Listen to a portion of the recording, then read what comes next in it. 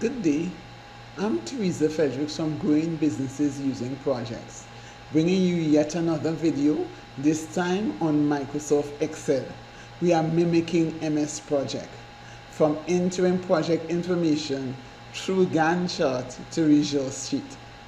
My intent with this and every video is to ensure that the ordinary person can understand what is being taught and apply it. Our agenda, we have 9 mimics.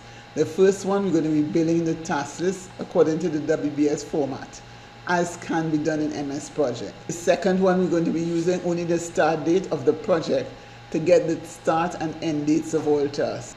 The third one, we're going to input any days as weekends versus MS Project only Saturday and Sunday. Fourth one, we're going to be inputting holidays and special days and creating the project calendar and color coding them versus MS Project, creating a special calendar for the project and inputting holidays and special days.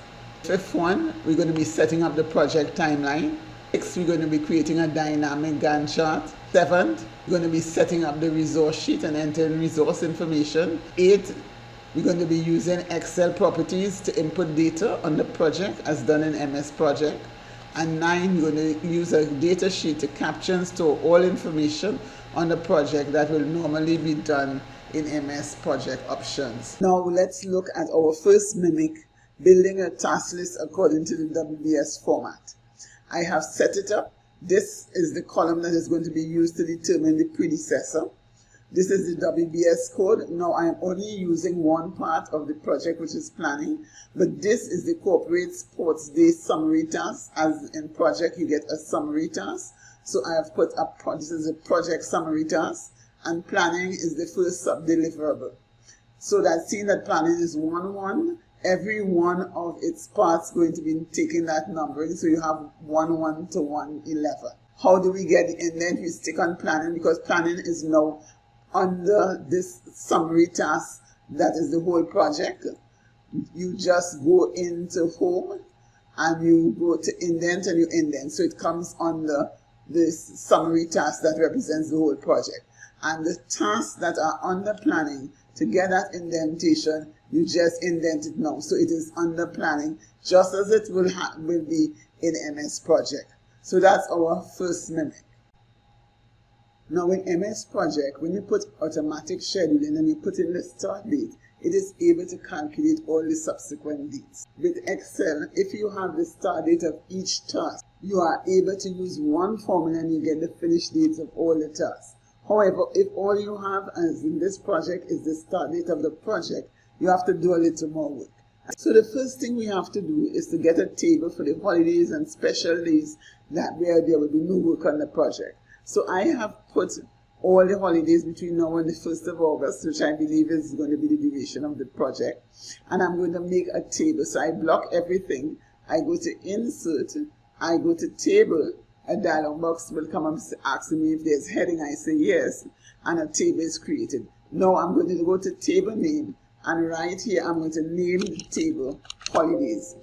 So this is the first step. So I click on it and we now have a table called Holidays. Now I'm going to go to the finish date. We have the start of the project being the 20th of March. I'm going to go to the finish date and I'm going to insert a formula, a workday formula. So I've typed workday and it's asking me for the start date. The start date of the project is the 20th of March. Before I go on, I'm going to take away one day because Microsoft Excel, if you start a project on Monday, for 3 days, it would not count the Monday. So in order to have it accurate, you're going to take away one, and then you're going to put a comma, and then it's asking you for duration. So we're going to put the duration there, and a comma, and we have created a table for holidays. So we would name the table just as it was named, holidays, and we click enter. And it is giving us the 3rd of April. And from the 20th, you have 1, 2, 3, 4, 5, 6, 7, 8, 9, 10, 11. It seems as if it's 11 because they're giving us the 3rd. But remember, the 30th is a holiday, so that it has taken up the holidays. And you realize it did not count the weekends. So what do we do next? We have Monday, the 3rd of April, as being the end of the first activity. So therefore we could start the next activity on the 4th. So we're going to put the 4th of the 4th to 2023, and we are going to now go to the formula because we have this formula here. So we're going to just drag it down to the next. So it's giving us, if it's 3 days from the 4th, it's giving us the 4th, the 5th, the 6th. So it's saying it's going to be 6. So let us do the next one. Now we cannot use this 7th as the starting day because it's a holiday. So this is why in doing it this way, if you don't have start days, you have to keep looking at your holidays and your weekends. So we cannot start on the 7th as a holiday. We cannot start on the 10th as a holiday. We're going to start on the 11th and the 4th, 2023, which is not a holiday and it's not a weekend. And then we continue to drag that formula down, and it is giving us the 13th. So it is saying if you start on 11, 12, 13, it ends. And you do that for the entire list. Now I have gone ahead and finished it. Planning close is what you will call a milestone. So it will take the finish date of the last task. And remember, if you want to get the long date format, you're going to just go into general and you come down to the long date format. The next thing we're going to be doing, we're going to mimic the timeline. So we are going to go into here and we are going to put the start date, which we know to be the 20th of March. We're going to put that here, the 20th of March 2023. Now we don't want this long date, so we're going to go into numbers and we're going to go into custom, and what we're looking for is day and month. We're going to click OK, and then we're going to block it, and we are now going to go into this and we're going to go vertical. Alright, so we have the 20th of March. Now that we have this formatted, we can pull it right down and we get all the subsequent days right up. But we don't want it to be that big. So we're going to block it and we're going to go into format, column width, and we're going to make it 3 in the width, and we're going to say OK.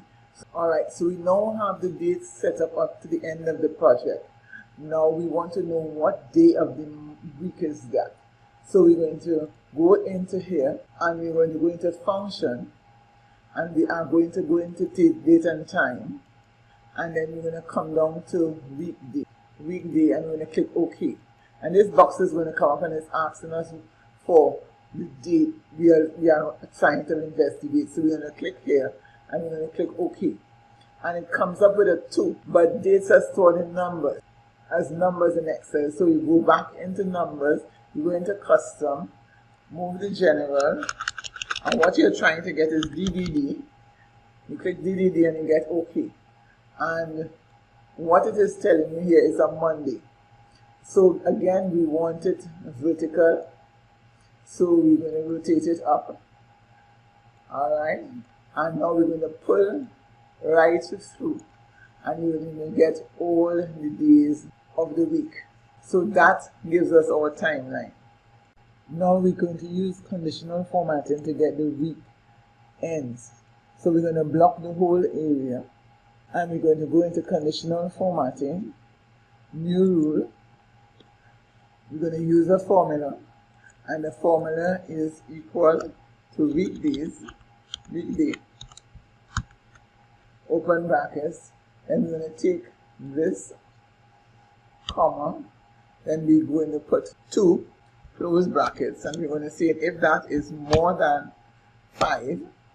But before we go, we're going to move the first $sign from here, and we're going to go into format, and we're going to take a pattern, and I'm taking this pattern.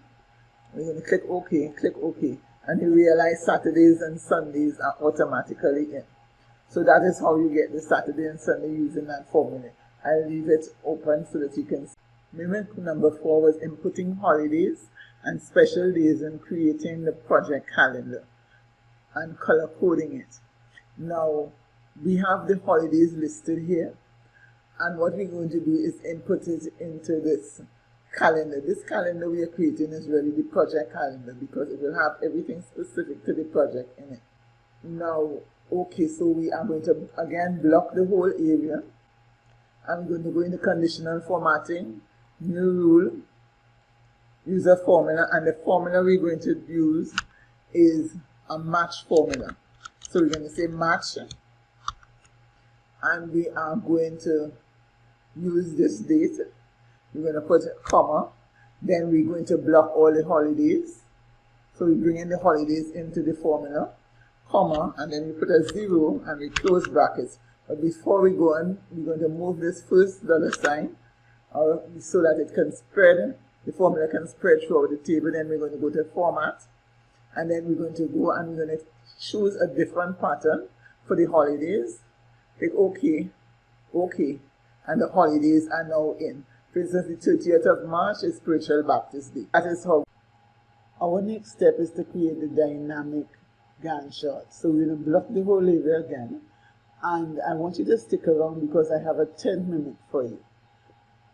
Now, having blocked that, we're going to go to conditional formatting, new rule. We're going to use a formula, and the formula is the AND formula. So we're going to say equal AND open brackets, and we're trying to see if two conditions apply. We're going to be looking at H3, and we're going to be saying is H3 more than or equal to the start date, and the start date, the cell reference is F4, and then we're going to go back to H3, and we're going to say is it less than or equal to the finish date. So let's see how that is written. So we block H3, we say is it more than or equal to the start date, F4, comma, and we go back to H3, is it less than or equal to the finish date, and we're looking at G4, and we close brackets. And before we go, we're going to move the $sign from in front of the column reference because we are spreading it throughout, and then we're going to move it from in front of the 4 in the row reference. And we're going to go to format, and we're going to choose a color, and I like red, and we're going to say OK, OK. And you realize you now have your dynamic Gantt chart. Our 7th mimic is the resource sheet, and I've set it up in Excel. The only thing left is to do drop-down boxes for those areas where we don't want to keep typing again and again. So we're going to block, like for instance, under type, we're going to block type, we're going to go to data, we're going to go to data the validation, we're going to click on that, we're going to click on a list, and the source is going to be here, work materials and cost, and we're going to click OK. What that does, it puts, like for instance, Carl Smith's work, we can just click work, John Stevens' work, we click work, where we're going to do drop down boxes for the calendars. So I've gone ahead and filled it out with using the drop down boxes for base calendars, for accrue, and for type. So we're going to mimic number 8, all right, where we're going to be putting in information on the project. So we go into file, and we go into the back end, we go into info, and we go across the properties, advanced properties, and I have already filled it out. It's the same format as in MS Project is in Excel. Now, MS Project has an option where you put a lot of information on scheduling and things like that. You all could format this much better than I have done, but basically you can do a data sheet, open one of the sheets, do a data sheet with the project start date, project information, schedule information, how you're doing the minimum, what units you're using, duration, everything could be on one area. My additional mimic for you is that you can use the project calendar and open a column, put the resource name and put in their vacation, or you can have individual calendars for the vacation of the resources in MS Excel. Good day. If you like my content, give it a thumbs up.